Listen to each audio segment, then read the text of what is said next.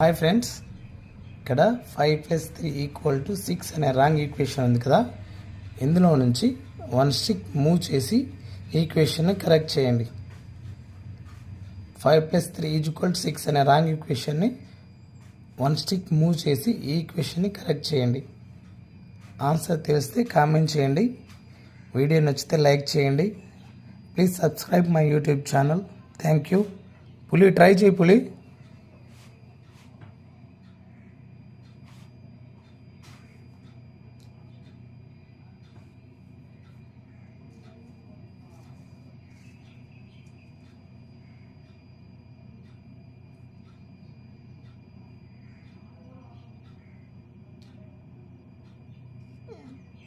Try చేయి పులి.